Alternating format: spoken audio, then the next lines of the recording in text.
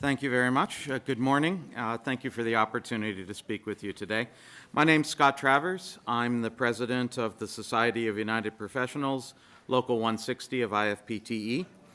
We represent 8,000 professional workers in energy, law, IT, and research, and that includes the engineers at Toronto Hydro.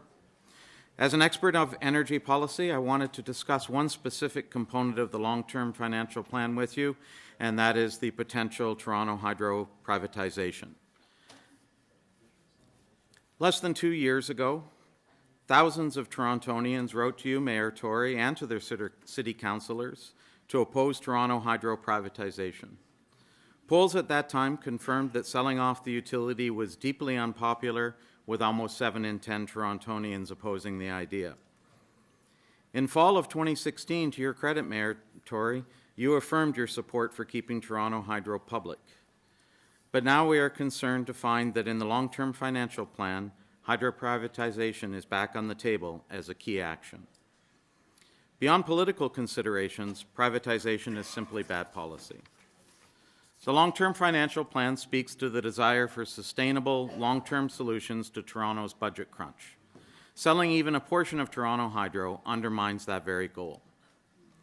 You might get a one-time cash infusion from a sell-off, but every year you'll be left with less and less of the dividend payment as it shrinks.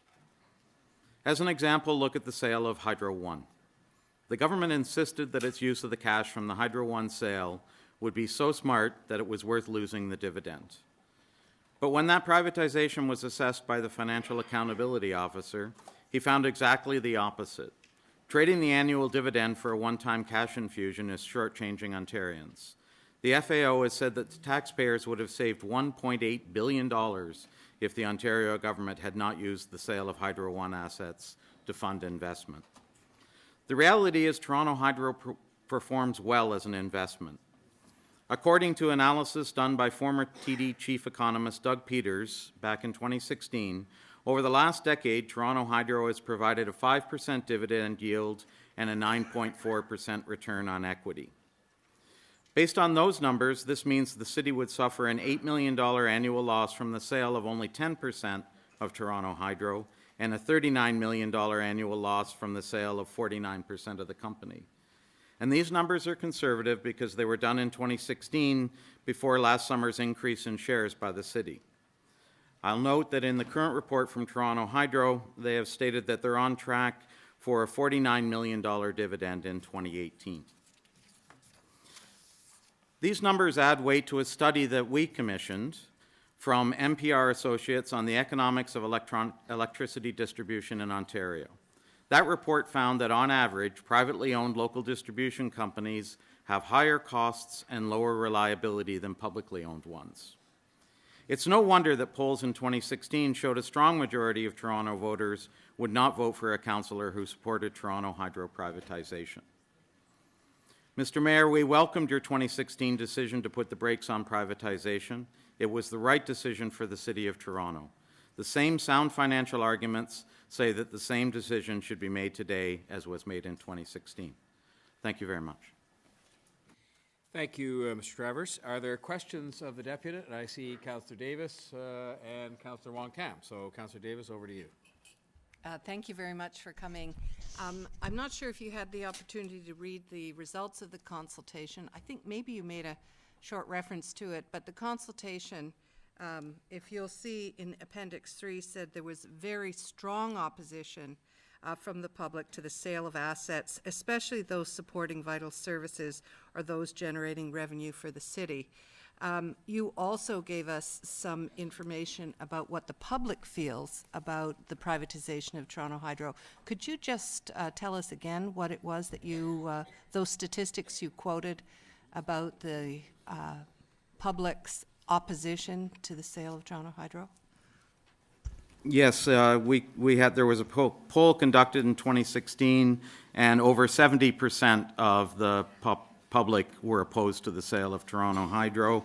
And the question was asked if they would vote for a councillor who had supported the sale of Toronto Hydro, and a strong majority, I don't have the exact number in front of me, I believe it was over 60%, said they would not vote for a councillor who supported the sale.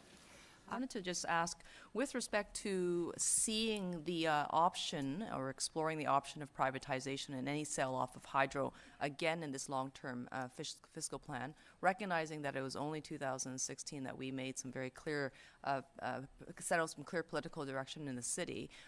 What was your reaction when you saw that it was once again before us as an option? I was very surprised, and as I said, I think I mentioned earlier, I was disappointed. There was very strong opposition just 18 months ago to this, and it was rejected in 2016. The public strongly spoke about it, so I was surprised to see that option included in this long-term plan. But it was surprising to me because it is so inconsistent with the overall goal of the plan, which is to have long-term stable revenue. And Toronto Hydro provides one of the best sources of very stable revenue, while ownership of Toronto Hydro also allows for the city to exercise its broader policy objectives, both of which are goals of the study. So I can't actually understand why it was included. You outlined that this is a bad idea. I would like to know, has there been some sort of an analysis done around equity? We would like to see our decisions be made in terms of how would a decision impact the most vulnerable, most marginalized communities within the city of Toronto.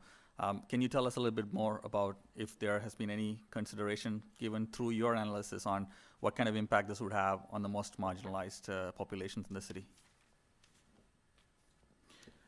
As I mentioned, we did have a report that showed privatized distribution systems are generally more expensive and less reliable. And I think a key point to keep in mind when you talk about the impact on marginalized communities, electricity is a fundamental requirement of living in an urban environment. The electricity is done through the rate base rather than through a tax base. So it's not a progressive method of recovering the cost, which is to say low-income families will pay a disproportionately higher percentage of their income for electricity. So anything that increases the rate for electricity will have a disproportionately higher impact on more marginalized communities. Thank you. Thanks, Councillor Chan. Other visiting members of council? Okay, if there are none, then perhaps I just would ask you a couple of questions and I'll turn to my colleagues and I'll start the clock on myself.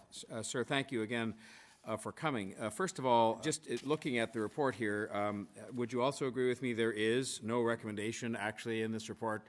It's simply there's a mention of the fact that there are two large revenue generating assets, Toronto Hydro and Toronto Parking Authority, that have the potential to produce increased income and talk about different capital structures, but there is no recommendation in this report to privatize or sell hydro. Would you agree with that? No, I wouldn't agree that that is clear, and I would welcome clarity on that today. But the plan uses terms like internal investment and different capital structure and asset optimization, and those are, in my mind, indications of an intent to privatize.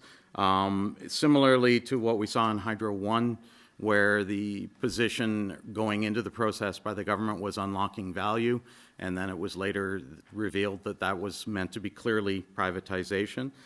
So I think if there's a plan to privatize Toronto Hydro, the residents need to know that, and I think it should be clear, and I would welcome clarity today, perhaps through a motion to staff not to pursue privatization. All right, and could I ask you one other question? Because you made reference a number of times, and I appreciate the fact you did, because it certainly made it easier for me to, make sure my own position was very clear on the record on this. Do you have any statement that you've read, or any evidence, or coded messages, semaphore signals, or anything else that indicates any change whatsoever in my position that you articulated earlier on, that this is not an option that I wish to see pursued? I'm only one member of the council, but I am the mayor as well. And have you had any indication whatsoever from anywhere? You talked earlier about indications of stuff. Have you seen anything at all that would indicate that my position has changed on this? No, absolutely not, and I'm here today to help make sure you are able to go forward with that. Accept it if I told you my position had not changed? I'm sorry? Would you accept it as my word if I said my position had not changed? I would. Thank you. Those are my questions. Are there other members of the committee wishing to ask questions of the deputant?